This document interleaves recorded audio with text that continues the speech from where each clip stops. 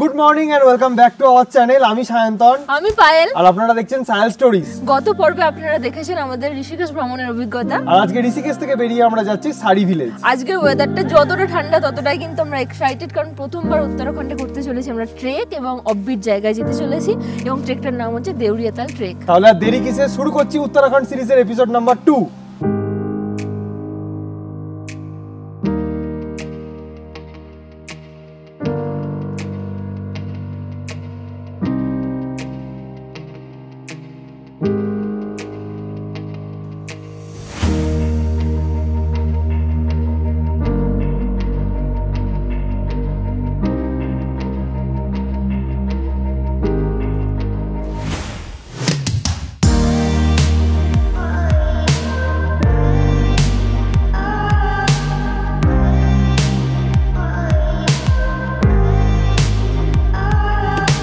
ঋষিকেশ থেকে সারি ভিলেজের ডিস্টেন্স প্রায় 192 কিলোমিটার এবং আমাদের পৌঁছাতে সময় লাগবে প্রায় 6 ঘন্টা।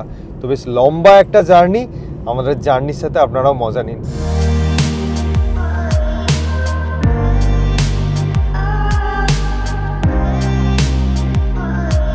যারা ঋষিকেশ থেকে সারি ভিলেজ বাইকে করে যেতে চান তাদের জন্য বলি, রাস্তা মাঝে মধ্যে একটু এবলো খেবলো, মানে একটু খারাপ, বাকি বাদ কিন্তু রাস্তা খুবই ভালো।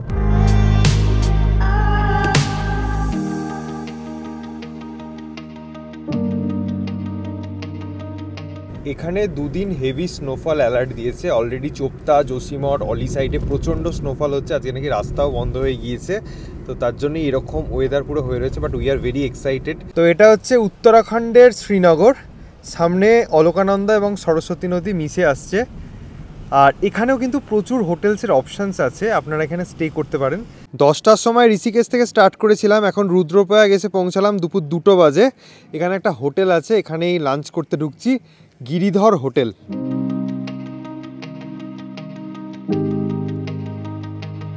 এই হলো আমাদের প্লেন লাঞ্চ, রাইস, ডাল ফ্রাই, এদিকে আলু জিরা, রোস্টেড পাঁপড়।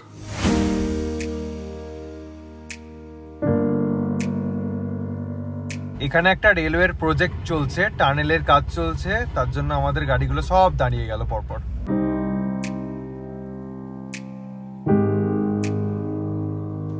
সারি ভিলেজ যাওয়ার আগে এরকম একটা জায়গা পড়বে, জায়গাটার নাম হচ্ছে অগাস্ত মুনি। যদি আপনাদের কিছু প্রয়োজনীয় জিনিসপত্র কেনার থাকে, বিস্কিট, চিপস বা যে কোনো প্রয়োজনীয় জিনিস এখান থেকে কিনতে পারেন। প্রচুর দোকান এখানে কিন্তু আছে।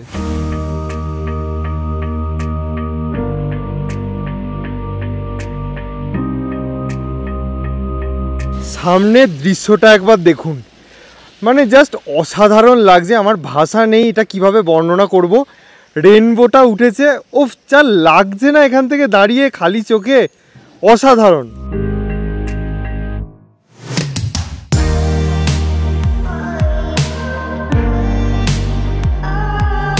অনেকটা জার্নি করে আমরা প্রায় উকিমঠের কাছাকাছি পৌঁছে গেছি। আর কেন জানি না আমাদের দুজনেরই মনে হচ্ছে প্রায় নর্থ সিকিমের মতোই এই জায়গাটা দেখতে।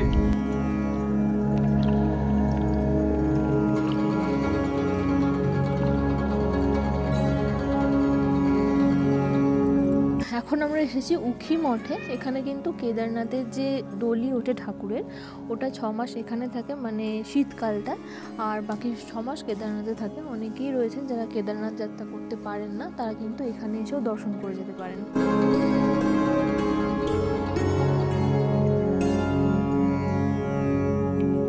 এই যে জায়গাটা দেখতে পাচ্ছেন, এটা হচ্ছে ঊষা আর অনিরুদ্ধর বিবাহ স্থল।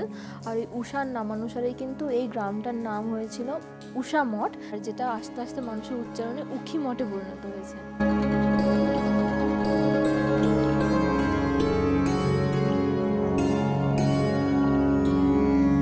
এই জায়গায় আসার পরে মন থেকে একটাই কথা বেরোয়, হর হর মহাদেব।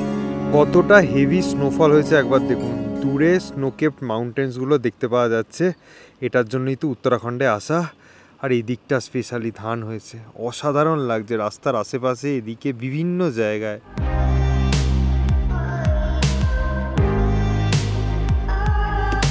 যদি কেউ স্কুটি বা কার রেন্ট করে উকিমঠ হয়ে সারি ভিলেজের রাস্তায় যান, তাহলে কিন্তু এই রাস্তাটা একটু সাবধানে চালাবেন, কারণ প্রচণ্ড বাঁক আছে। আর গাড়িতে বসে বসেই আমাদের হালকা গা গোলাচ্ছে, মনে হচ্ছে টার্নিংটা শেষ করে জাস্ট রাস্তাটা মেঘের মধ্যে ঢুকে যাচ্ছে। এত অপূর্ব লাগছে এখান দিয়ে যেতে।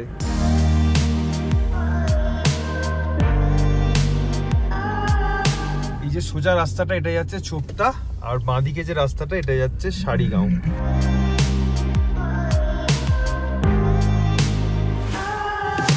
6:16 বাজে, আমরা ফাইনালি সারি ভিলেজ পৌঁছে গেছি। আমাদের হোমস্টে জাস্ট 200 মিটার দূরেই। তো এই হচ্ছে আমাদের homestay, moon cafe and homestay, একদম রাস্তার ওপরেই। এখানে পার্কিংয়ের সুবিধাও কিন্তু আছে। তো এটাই হচ্ছে আজকের জন্য আমাদের রুম। একটা বড় কিং সাইজ বেড দেওয়া আছে, যেখানে 2 থেকে 3 জনের অ্যাকোমোডেশন হয়ে যাবে।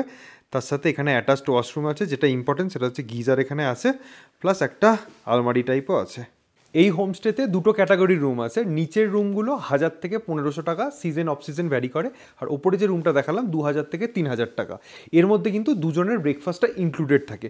আমরা নিচের রুমটাই 1200 টাকা দিয়ে বুক করেছিলাম। যেহেতু সন্ধ্যেবেলা এসেছি এবং অফ সিজন চলছে, আমরা জাস্ট রুমটা আপগ্রেড করে নিয়ে এই রুমটা পেয়ে গেছি।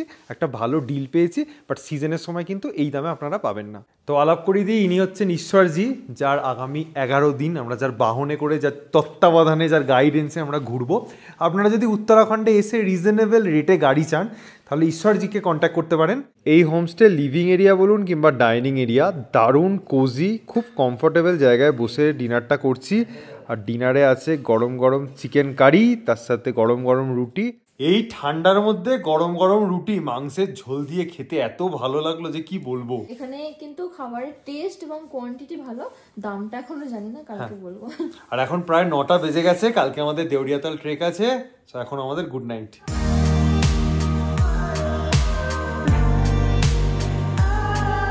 সকালে উঠে দেখি চারদিকে বরফ আর বরফ।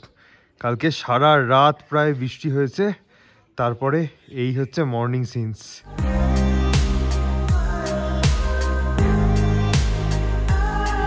ব্রেকফাস্টে আছে গরম গরম আলুর পরোটা, তার সাথে আচার, তার সাথে এখানে টমেটো কেচাপ।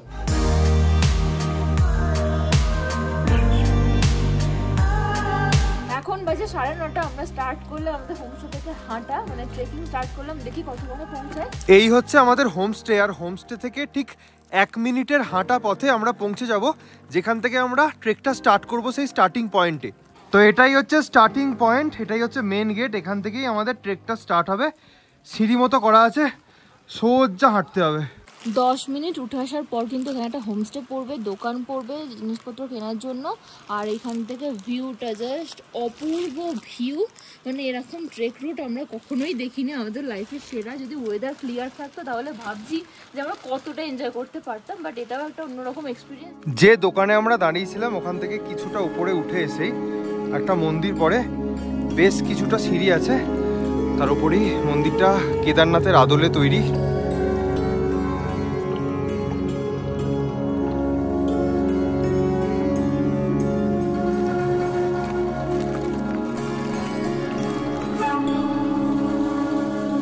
পুরো রাস্তাটাই কিন্তু এরকম পাথরের আর হালকা স্টিপ। আর যখন আপনারা উঠবেন তখন ডান দিকে দেখবেন সারি ভিলেজের অপূর্ব ভিউ, মানে দারুণ লাগছে, ভাষায় প্রকাশ করতে পারবো না। ঠান্ডা অতটা কিন্তু লাগছে না ওঠার সময়, হালকা শ্বাসকষ্ট হচ্ছে, যদিও আমার একটু প্রবলেম আছে। তাই যদি হাঁটা চলার অভ্যাস থাকে, ট্রেকিংয়ের অভ্যাস থাকে, তাহলে কিন্তু যতক্ষণ আমরা উঠেছি ততক্ষণ খুব একটা কষ্ট হবে না। এই দেখুন স্টিপ হচ্ছে এইরকম, পুরো রাস্তাটাই প্রায় এরকম। ক্যালেন্ডারের ছবি বা ক্যালেন্ডারের দুনিয়ায় আমরা চলে গেছি। এত সুন্দর গ্রামটা, পুরো পোস্ট কার্ড পারফেক্ট গ্রাম যাকে বলে।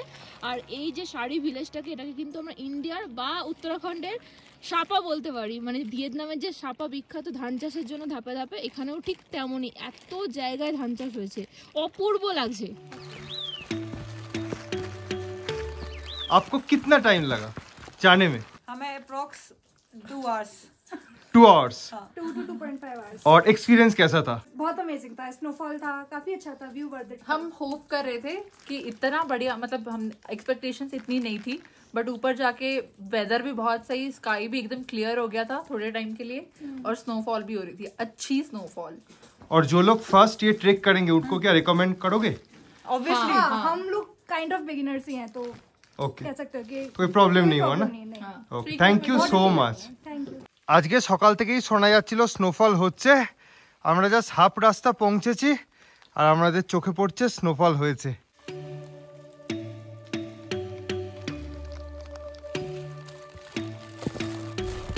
और कितना टाइम लगेगा? 15 मिनट ऊपर स्नोफॉल हो रहा है ऐसे ही है।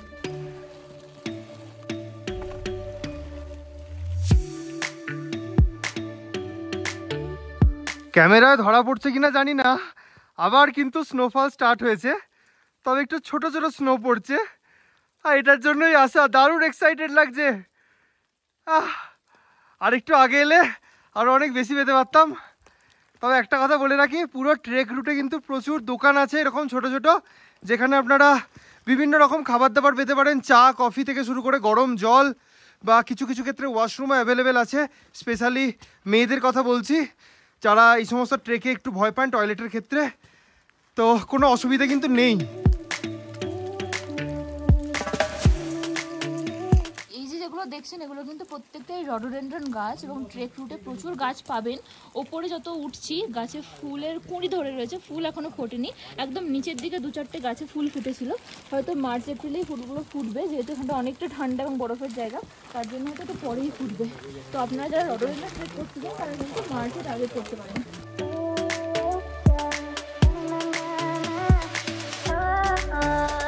উইন্টারে কেন এই ট্রেকটা করছি বুঝতে পারছেন? চোখের সামনে বরফ আর বরফ।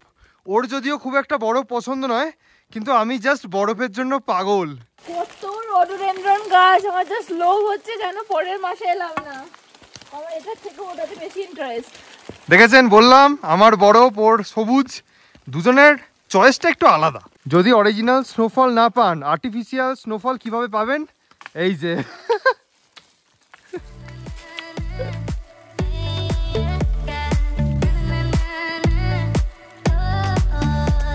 জীবনে চলার পথে অনেক কঠিন লড়াই আসবে, অনেক মানুষ আপনাদেরকে পিছনে টেনে ধরবে, বলবে যাস না, পারবি না, তোর দ্বারা হবে না।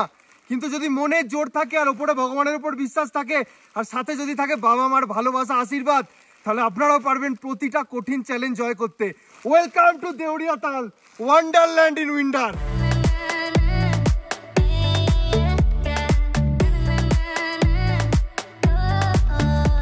এখন বাজে প্রায় 11টা 10-15, 9টা 45 নাগাদ মানে উঠতে স্টার্ট করেছিলাম মেন পয়েন্ট থেকে।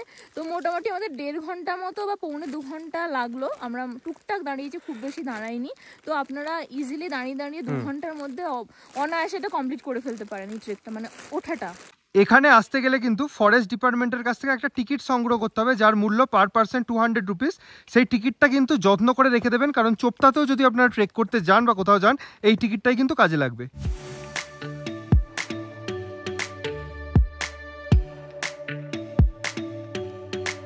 সুইজারল্যান্ড যাওয়ার আমার বহু কালের স্বপ্ন, ইচ্ছা, একদিন না একদিন যাবই, কিন্তু তার আগে দুধের স্বাদ ঘোলে মেটানো, তাই এটাই মেটাচ্ছি। এটাও কোনো অংশে কম লাগছে না, ছোট্ট খাট্ট একটা মিনি সুইজারল্যান্ড বলা যেতে পারে জায়গাটাকে। অপূর্ব লাগছে, সত্যিই একটা ওয়ান্ডারল্যান্ড টাইপের, একদম ডিজনিল্যান্ড টাইপের লাগছে।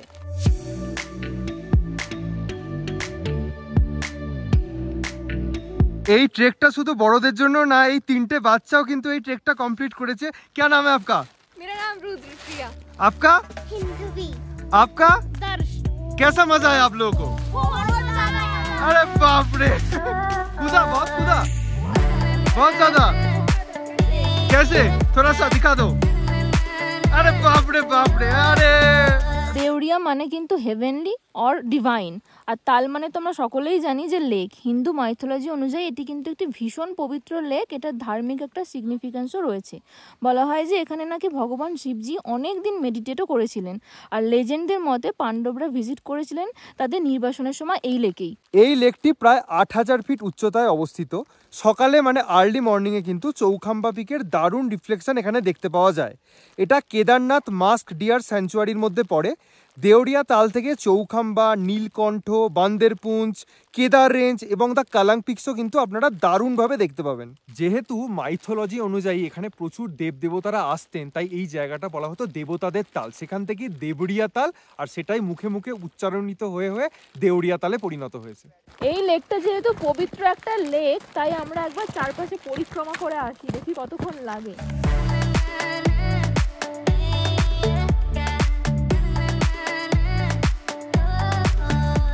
লেকটা কিন্তু ভীষণ বড় এবং কতটা গভীর কেউ জানে না, তাই এখানে যারা গাইড আছেন এবং সাধারণ মানুষরাও কিন্তু লেকের ধার ধার দিয়ে হাঁটতে বারণ করেছেন, কারণ যদি পা স্লিপ করে বাই চান্স পড়ে যায় তখন কিন্তু প্রবলেম হয়। অনেক বছর আগে নাকি এখানে একটা দুর্ঘটনা ঘটেছিল।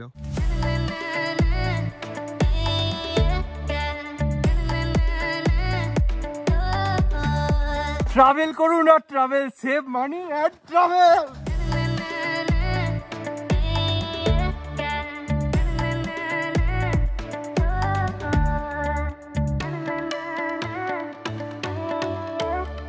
শাড়ি ভিলেজ থেকে কিন্তু ওপরে উঠতে টাইম লাগবে আপনাদের মোটামুটি 1.5 থেকে 2 ঘন্টা। এবার হাঁটার উপর ডিপেন্ড করবে কতটা দাঁড়িয়ে আসবেন না আসবেন, আর নামতে আরেকটু কম সময় লাগবে। এবার এখানে আসতে গেলে কয়েকটা প্রয়োজনীয় জিনিস অবশ্যই আপনারা ক্যারি করবেন, সেটা হচ্ছে টুপি বা মাফলার, সানগ্লাস করবেন, তারপর একটা জ্যাকেট তো অবশ্যই করবেন, আর পারলে ওয়াটারপ্রুফ একটু প্যান্ট পরবেন, আর তার সাথে ওয়াটারপ্রুফ এবং স্নোপ্রুফ জুতো হলে খুব ভালো হয়, গ্রিপওয়ালা জুতো হলে ভালো হয়। স্টিক ক্যারি করবেন যাতে করে হাঁটতে কোনো সমস্যা না হয়। একটা ছোট ব্যাগ ক্যারি করবেন, সেখানে জল নেবেন এবং টুকটাক খাবার দাবার নিতে পারেন, ড্রাই ফ্রুটস বা চকলেট টাইপের ওগুলো কিছু নিতে পারেন। আর এখানে কিন্তু সকাল থেকেই ট্রেক স্টার্ট হয়ে যায়, প্রায় বিকাল পর্যন্ত লোকজন এখানে থাকে, মোটামুটি করতেই থাকে, কোনো টাইমের ওরকম ফিক্সড নেই। আর এখানে একজন অফিসার থাকেন, ফরেস্ট অফিসার, উনি সবসময় কিন্তু এখানে থাকেন, তাই রিস্কের কোনো ব্যাপার নেই। আর রাস্তাঘাট মোটামুটি স্টিপও না, মোটামুটি ঠিকঠাক যেমন উঠতে গেলে লাগে সেরকমই, আর কোনো গাইডের এখানে দরকার নেই। আর একটা সাজেশন লোকালের থেকে পেয়েছি যে এখানে এসে গরম লাগবে কিন্তু টুপি বা জ্যাকেট কিছু খুলবেন না, একটা হাওয়া চলে, সেখানে সঙ্গে সঙ্গে ঠান্ডা লেগে যায়, একটা শরীর খারাপ হয়ে যায় বড়সড়, তাই এটা একটা সাজেশন দিয়ে রাখলাম, এটা করবেন না। আর এখন প্রায় 2টো বেজে গেছে, আমরা এবার আস্তে আস্তে নিচের দিকে নামতে শুরু করবো, আর ওয়েদারটা অনেকটা খুলে গেছে, দারুণ লাগছে এখন।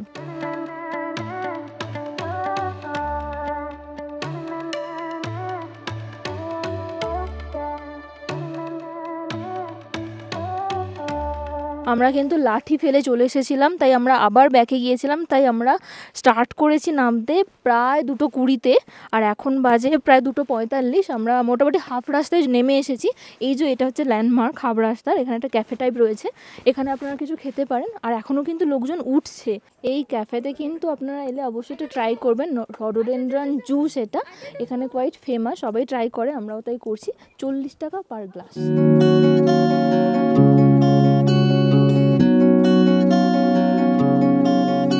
এখনো কিন্তু লোকজন উঠছে, এখন প্রায় 3:30 বাজে।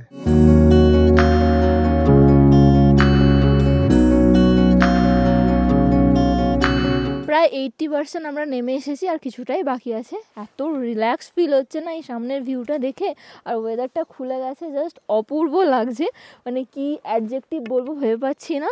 তো আমাদের লাইফের এখনও পর্যন্ত সেরা ট্রেক কিন্তু এটাই, ট্রেক রুট কিন্তু এটাই, সেরকম কোনো কষ্ট নেই, শুধুমাত্র অ্যাডভেঞ্চার আর এত সুন্দর ভিউ।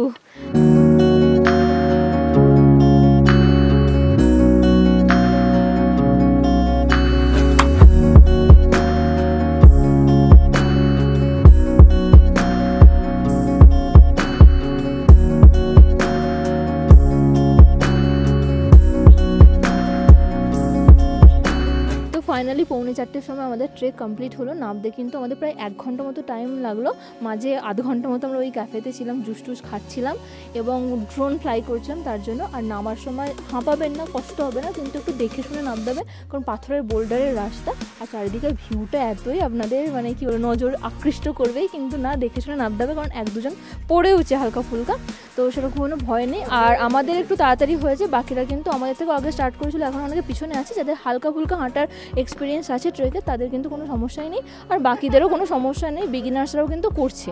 তো প্রায় 2000 ফুট ট্রেক করে আমরা চলে এসেছি এই 6000 ফুট উচ্চতায় অবস্থিত অসাধারণ এক হ্যামলেটে, এবং এই জায়গাটা বা এই গ্রামটা ছেড়ে আমাদের যেতে ইচ্ছা করছে না। এখানে এলে কিন্তু আপনারা অনেক কটেজ পেয়ে যাবেন এবং অনেক হোমস্টের অপশান পেয়ে যাবেন, এখানে এসে আপনারা স্টেকেশনও করতে পারেন, এত সুন্দর জায়গা।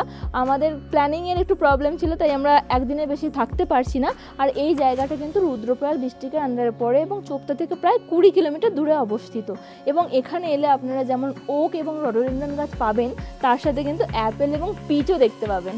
যারা বাজেট ট্রাভেলার তাদের জন্য বলে দিই, ঋষিকেশ থেকে রুদ্রপ্রয়াগের কিন্তু বাস বা গাড়ি চলে। রুদ্রপ্রয়াগ চলে আসতে হবে, রুদ্রপ্রয়াগ থেকে কিন্তু 1.5 ঘন্টা ছাড়া ছাড়া নাকি শাড়ির গাড়ি আছে, এটা আমাদের লোকালদের কাছ থেকে জানা। এইভাবে খুব কম খরচে আসতে পারেন। আমাদের পুরো উত্তরাখণ্ড ট্রিপটা কিন্তু শেয়ারে করার কথা ছিল, বাট লোকালদের সাথে কমিউনিকেট করে বুঝলাম যে এখানে যেহেতু এখন উইন্টার বরফ পড়ার চান্স আছে, তো আমাদেরকে সাজেস্ট করলো যে আপনারা প্রাইভেট গাড়ি নিয়ে আসুন। মানে কখনো কখনো স্নোফল হয়, বরফ পড়ে গাড়ি আটকে যায়, ধরুন কোনো জায়গায় শেয়ার গাড়ি পেলেন না, তখন কি করবেন? তো সেই ভয়েতেই কিন্তু আমরা এই জায়গাগুলো, ঋষিকেশটা কিন্তু আমরা স্কুটি নিয়েই ঘুরেছি বা হেঁটেই ঘুরেছি, কিন্তু এই জায়গাগুলো যেখানে বরফ পড়ার চান্স আছে সেখানে কিন্তু আমরা প্রাইভেট গাড়ি নিয়েই ঘুরছি। শাড়িতে এসে কিন্তু দেওরালিতাল ছাড়াও আরও কয়েকটা ট্রেক করা যায়, যেমন রোহিণী বুগিয়াল, বিশুরিতাল, এই সমস্ত ট্রেকও কিন্তু আপনারা এখানে করতে পারেন। তবে এখানে আসার কোনো সমস্যা নেই, থাকা খাওয়া সব কিছুই বেশ আমাদের ভালোই হয়েছে, তো কোনো ভয়ের কিছু নেই, আপনারা অনায়াসে এসে কিন্তু ট্রেকটা করতে পারেন।